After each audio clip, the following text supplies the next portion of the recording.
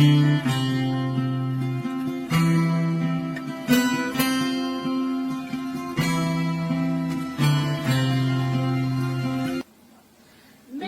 Christmas from Santa and Mrs. Claus and our friends at Heart Full of Hallmark.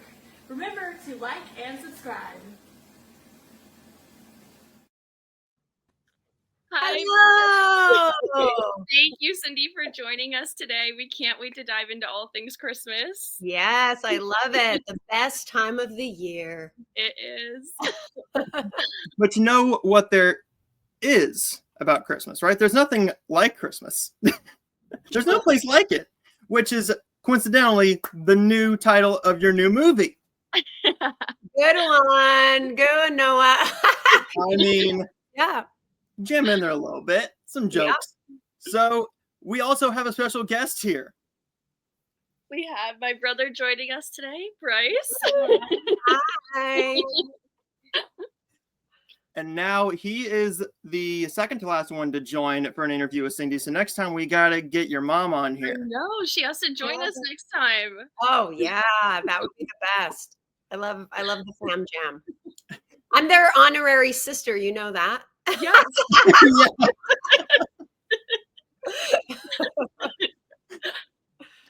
All right. So let's get right into this. And let's start off with the easiest question. Can you tell us a little bit about this film? Yeah, so There's No Place Like Christmas takes place in Evergreen Falls. So my character, Grace Sawyer, goes back to Evergreen Falls because her boss, she's a real estate agent, and her boss asks her to kind of cover for someone who just had a baby and can't be in the office, and to try to help the office sell as many houses as possible during the holiday season, which also happens to be the slowest time of the year to sell a house. And there happens to be a competition going on. Whichever office sells the most houses during Christmas wins an all expense paid trip, like somewhere tropical, which is very exciting. So she's very, all about wanting to help the people at the office. And then during that time, she also happens to meet the photographer for the office by a very interesting meet cute where she ruins his picture, played by Sam Page. And that's kind of like their meet cute where she walks in his photo that he's been waiting for all year to do. And then, of course, they're off on the wrong foot. But I think the thing I love the most about this story is that Grace is all about helping people find the perfect home for them, and the perfect home depending on what stage of life they're in. Like, so sometimes it's the first home when you're just married, or maybe you just had a baby, or maybe you have a growing family and you need more space, like whatever it is, she thinks that there's a perfect home for every stage of life. And maybe, just maybe, Grace might find the perfect home for her too. Ooh,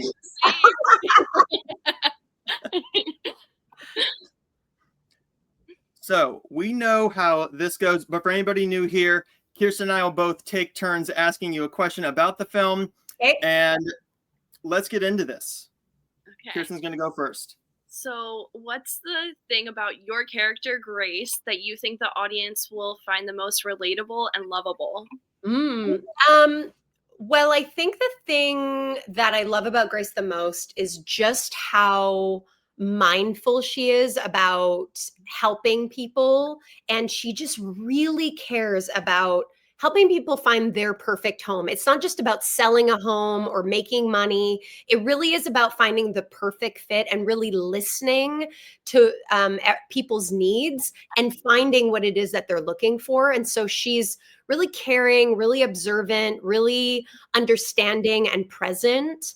And because of that, she's quite successful. And I think that's a really beautiful message in that the more you can be authentic and be attentive with people, the more success will come to you, because people will want to work with you or be around you because you care about them. It becomes like a really great reciprocal relationship. And what I love about her is, she's kind of unapologetically I don't know, not she's not perfect, but she also like tries to make everything better within the circumstances. And I love that because we're all imperfect beings, and we're all doing our best. And I think that that's like a really charming thing about her. And yeah, and I love and there's a big underlining theme in the movie as well for charity and giving back. And that's a really big part for her as well, as giving back to during the holiday season, which is can be a really difficult time for people. And so I think that that's a really great thing in the movie that we talk about. Yeah, I can't wait to see like her character growth, like as we get to watch the movie and go through it, and how she gives back. Yes, yeah, Mhm. it's amazing. Mhm. Let's talk a little bit about the dream house. So, if we get to see it, how beautiful is it? And is this close to your dream house personally?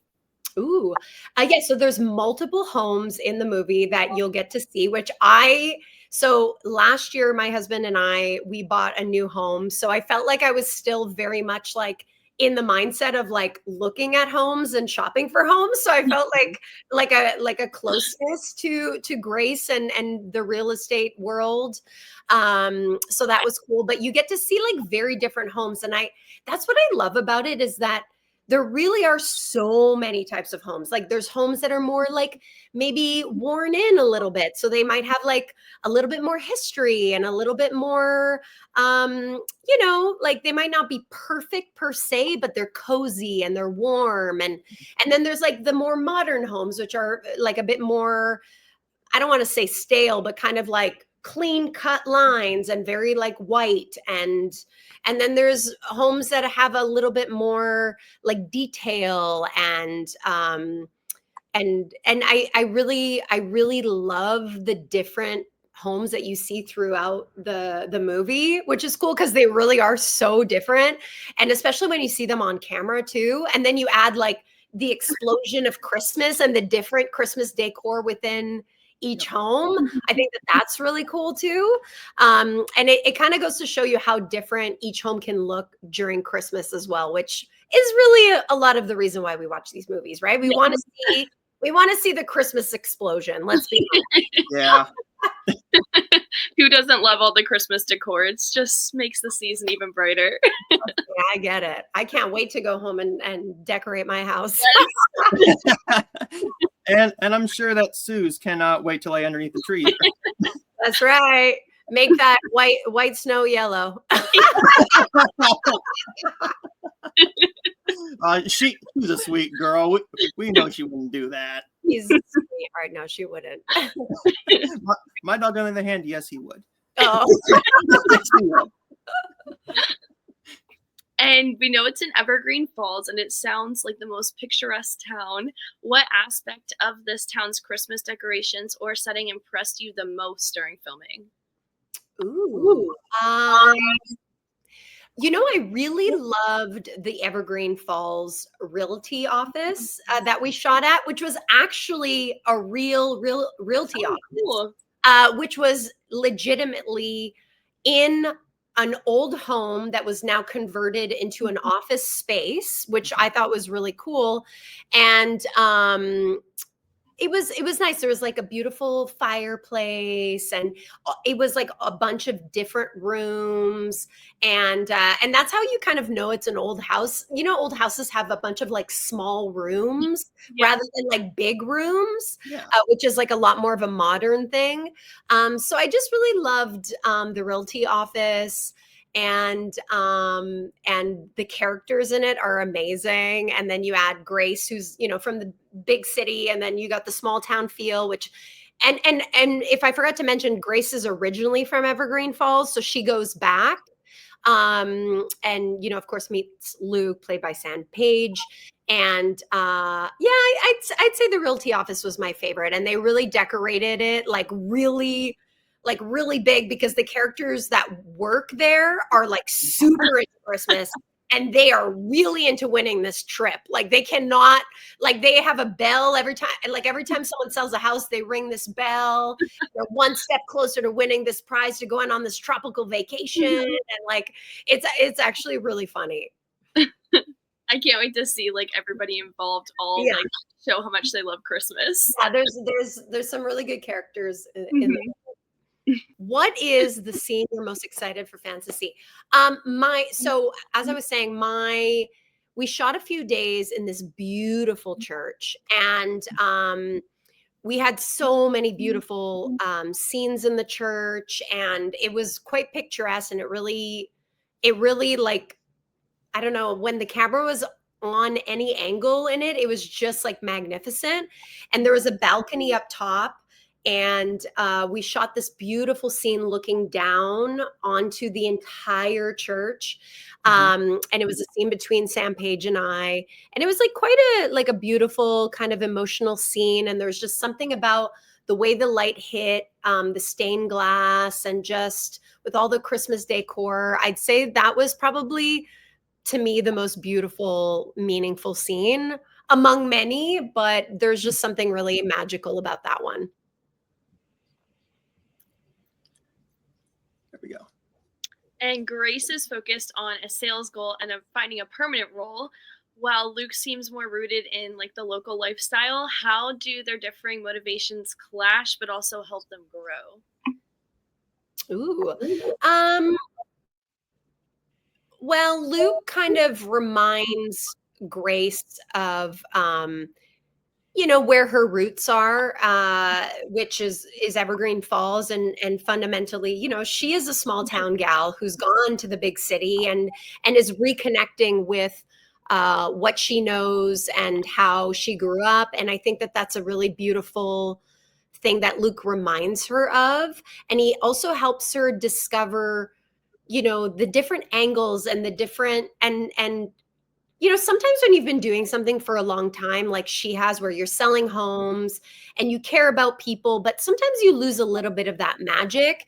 And Luke just kind of reminds her of the beauty from within like a photo of a home, whereas she's like used to seeing the whole thing, but how a photo can really sell a specific space through an angle, through lighting, all that kind of thing. So he helps her see what she does for a living in a different light, and that kind of helps them come, get closer together. And yeah, it's really beautiful.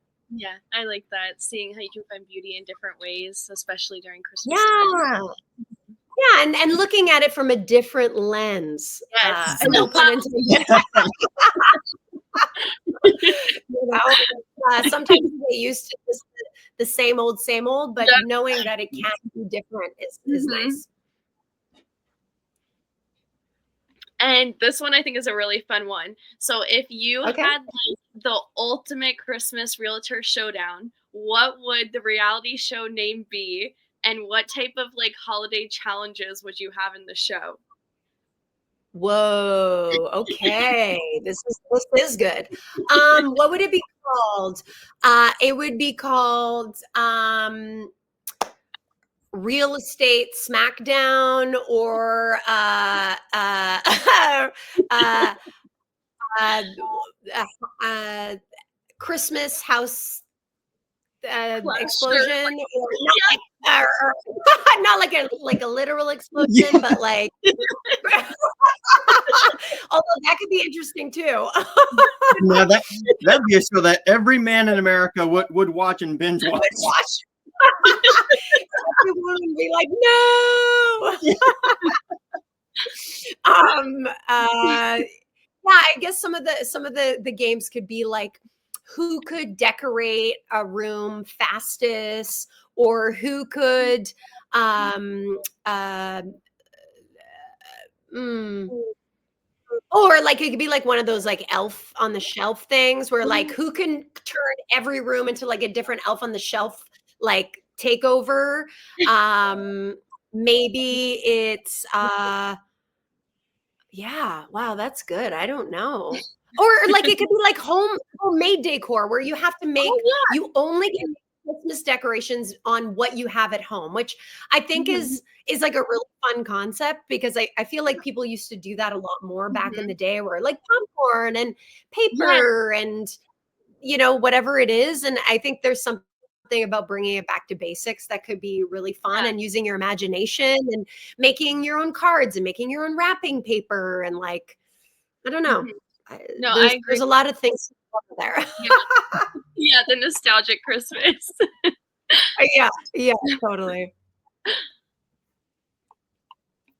And we know that your character is a realtor, and there's been so many amazing like Christmas movie classic homes from The Holiday to Home Alone. Which Christmas movie home do you think Grace would choose to spend a family Christmas? Ooh. Um, you know what? I think she would choose the house from A Christmas Story, which is kind of like old fashioned, has history, is like a little bit chaotic, but also has a lot of love and warmth.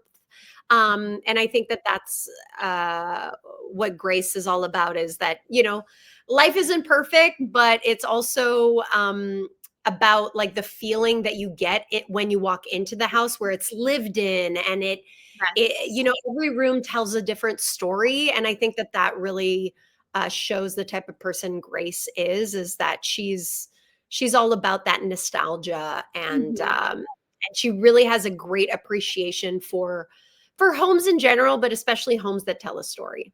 Yeah, like that hometown Christmas feel. Yes, absolutely. Yeah.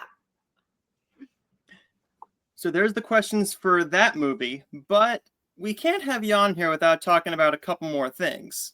So Okay. right now, Up Faith and Family gave us a little bit of a present. Heartland is now Ooh. airing season 19 6 months early. We usually have to wait till May or June. We're getting it now. Oh, I didn't know So that. well, I'm like, let's see what's on here. Heartland season 19. There's no way. There's no way. Wow, And sure enough, so we're great. 3 episodes deep. 3 episodes deep. So we haven't seen a lot of you yet, but we know you're in it. Can you tease what Ashley is up to in this season, and will we see you next season? Uh, yeah, so season 18, the last episode, Ashley comes back unexpectedly to everyone. Um, I won't give too much away, but if you haven't seen it, but she comes back, and her and Caleb are kind of trying to find their way with their relationship once again. So they're giving it a try. They're both single, and they've both been through a lot through their own marriages and having kids. And then in season 19, it's actually quite fun. I come back for 2 episodes, Mhm. and Ashley and Caleb basically invite themselves on a trip that Amy and her new love interest are going on. And they're like, oh no, like, we're going on this trip, like, it's not going to be fun. And we're like, we're going to have a blast, we're all coming. And they're like, oh. And so it's quite funny, because you see the difference in the energy between Ashley and Caleb and Amy, and how they're kind of trying to take over while they're trying to have this like romantic getaway, and we're like just staying in a 1 bedroom cabin, and like it's quite funny. And then obviously some drama happens, and yeah, it's actually quite a a dramatic 2 episodes, but also quite funny. So I always love playing with that dynamic of humor and drama together, because life is dramatic. However, it can be quite funny if you choose to see it that way. So I always like to play around with that, and those 2 episodes certainly show that quite a bit.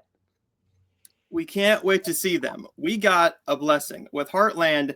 They usually get up in Canada October, November, and we have to wait until May or June. So some people get mad, very mad. And as you know, as a Heartland actor, you know that these fans are very, I don't want to say vicious, but Passionate, there you passionate. go. Yes, that's the perfect word. Passionate fans. So, how many people every single day ask you when you're coming back, and how often do you talk about Hot Ashley? Not often enough. No, I used to get it so much, like to the point where every time I'd hang out with my friends, they'd all say like, "When's Ashley coming back? When's Hot Ash coming back?" Like they kind of tease me because that was the number one question I would get. Um, and I genuinely never thought I would be back because it had been 11 years that I hadn't been on the show. And so I'm kind of like at this point, come on, like it's over. Like, let's move on from this. But then, just like life is very unpredictable and unexpected, there I was coming back to the show. And they asked me, and obviously I said yes. I was a little bit scared at first to come back because I didn't know if I still had it in me, if I still could do the character justice and all that kind of thing. But ultimately I did it for the fans just because of that very thing you just said of wanting to come back because they've been so persistent and passionate and excited, and why not give the people what they've asked for? I mean, that's amazing. I love that. And truly, like Heartland is like a family to me. Like I was on that show for so long and we grew up together. And so just to get to hang out with the cast, and some of the crew is still the original crew from season 1, which is incredible. Yep. And so just to get to hang out all together was worth it for me.